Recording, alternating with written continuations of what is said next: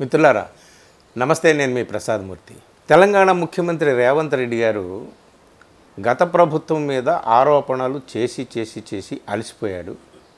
ఆ ఆరోపణల్ని నిజం చేయడం కోసం, రుజువు చేయడం కోసం ఆయన ఏం చర్యలు తీసుకుంటున్నాడు ఏమిటి అనేటటువంటి దాని మీద అంత పారదర్శకత అయితే లేదు. అంత సజావుగానే ఉంది. చర్యలు తీసుకుంటున్నాము, అన్ని కమిషన్స్ విచారణ జరుపుతున్నాయి అన్నీ చెప్తున్నాడు. సో కాళేశ్వరం ప్రాజెక్టు దగ్గర అవినీతి కావచ్చు, కేసీఆర్ ఫామ్ హౌస్కు సంబంధించినటువంటి విషయం కావచ్చు, ఫోన్ ట్యాపింగ్ విషయం కావచ్చు, ఇట్లాగా రకరకాల ఇష్యూస్ ఉన్నాయి కదా.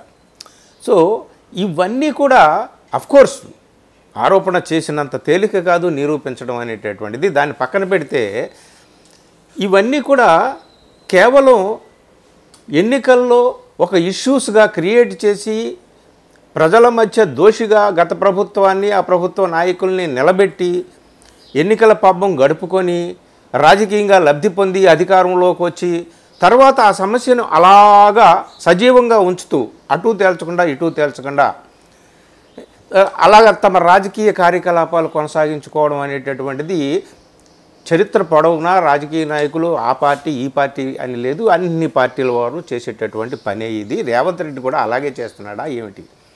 ఏది ఏమైనా ఈ విషయం మాత్రం బాగా ప్రతిపక్షంగా ఉన్నటువంటి, అంటే బాగా ప్రతిపక్షం అంటే యాక్టివ్ ప్రతిపక్షం. మరి బీఆర్ఎస్ కూడా ప్రతిపక్షమే కదా, వాళ్ళు ఏదో అప్పుడప్పుడు మాట్లాడుతూ ఉంటారు.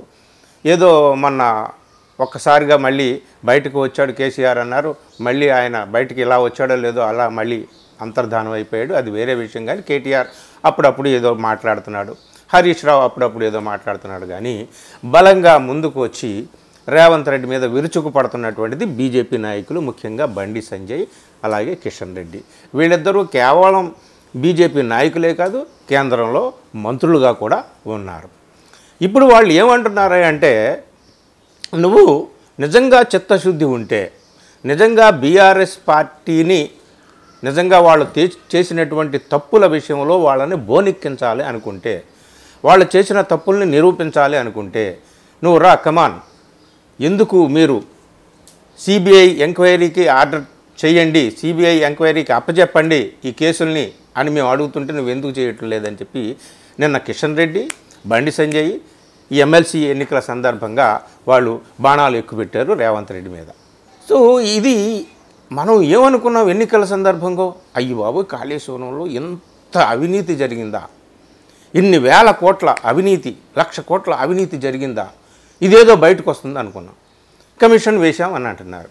కానీ ఆ కమిషన్ గడువు పొడిగిస్తూ వస్తున్నారు. ఇది ఎవరికి అస్త్రంగా మారుతుంది?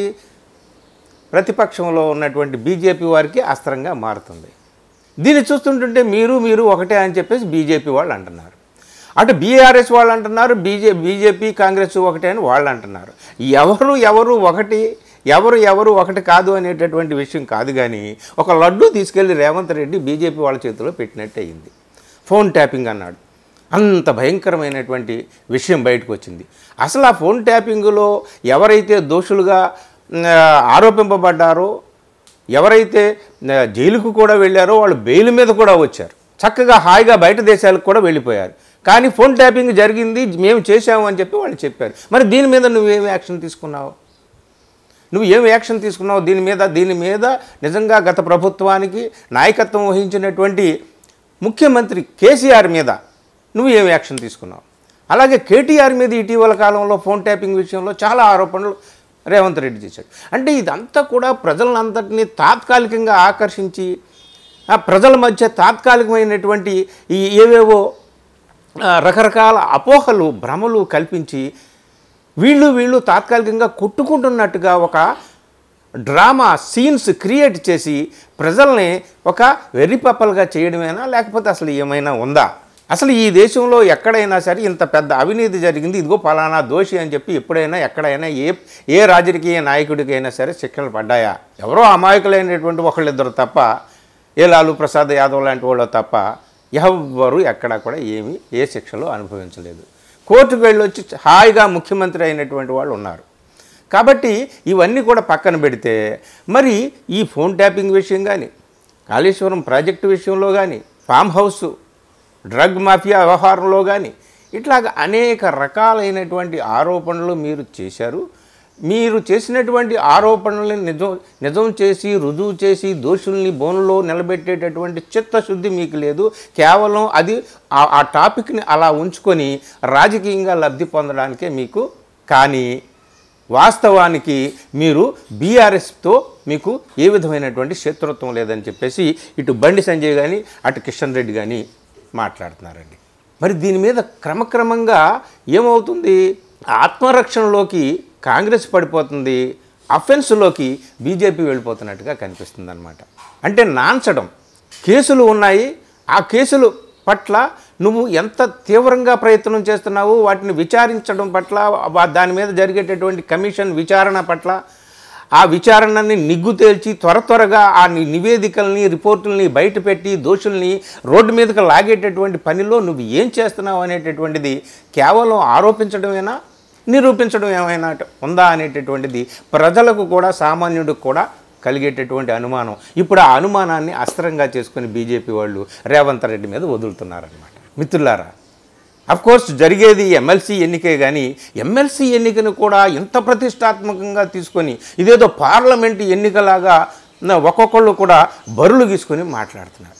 సరే, ఏ చిన్న ఎన్నికైనా సరే రాజకీయ నాయకులకి చాలా ముఖ్యమైంది, చాలా ఇంపార్టెంట్. కాబట్టి ఇప్పుడు ముఖ్యంగా అధికారంలో ఉన్నవాళ్ళు ఇదిగో వీడు పోయాడు అంటే వీళ్ళు ప్రాభవం కోల్పోతున్నాడు, అప్పుడే సంవత్సరంన్నరకే అంతా సీన్ అయిపోయింది అని చెప్పేసి వాళ్ళు అంటారేమో అని చెప్పి భయపడి వీళ్ళు ఏ ఒక్క చిన్న స్థానాన్ని కూడా వదులుకోవడానికి సిద్ధంగా ఉండరు.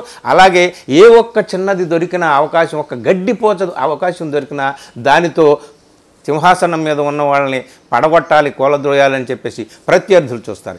ఏది ఏమైనా రేవంత్ రెడ్డి కానీ కాంగ్రెస్ నాయకులు కానీ గతంలో అపోజిషన్లో ఉన్నప్పుడు, అలాగే ప్రభుత్వంలోకి వచ్చినప్పుడు ఈ ప్రభుత్వం మీద చేసినటువంటి అవినీతి ఆరోపణలు కానీ, అలాగే ఫోన్ ట్యాపింగ్ వ్యవహారం సంబంధించినటువంటి ఆరోపణలు కానీ ఇవన్నీ కూడా నిరూపించుకోవాలి. లేకపోతే లడ్డూ తీసుకెళ్ళి వాళ్ళ చేతుల్లో పెట్టినట్టయింది. ఇప్పుడు ఇదిగో నువ్వు చెప్పు, లేదంటే మీరు ఒకటే అని చెప్పేసి వాళ్ళు అంటున్నారు. ఇది మిత్రులారా, రేవంత్ రెడ్డి ఆత్మరక్షణలో పడ్డాడా లేదా అస్త్రాన్ని తీసుకెళ్ళి బీజేపీ వాళ్ళ చేతుల్లోకి పెట్టేశాడా? ఏం జరగబోతుంది? ఏది ఏమైనప్పటికీ ఈ ఎమ్మెల్సీ జయాపజయాలు ఎవరు గెలుస్తారు ఏమిటి అనేటటువంటిది పక్కన పెడితే ప్రస్తుతానికి సీన్ చూస్తూ ఉంటుంటే రివర్స్ అయినట్టుగా కనిపిస్తుంది. కేవలం కేసులు పెట్టి మాత్రమే, ఆరోపణలు చేసి మాత్రమే వీళ్ళు ఊరుకుంటున్నారు. నిరూపణ చేసేటటువంటి విషయంలో చిత్తశుద్ధి లేదు. అందుకనే బీజేపీ నాయకులు రెచ్చిపోతున్నారు.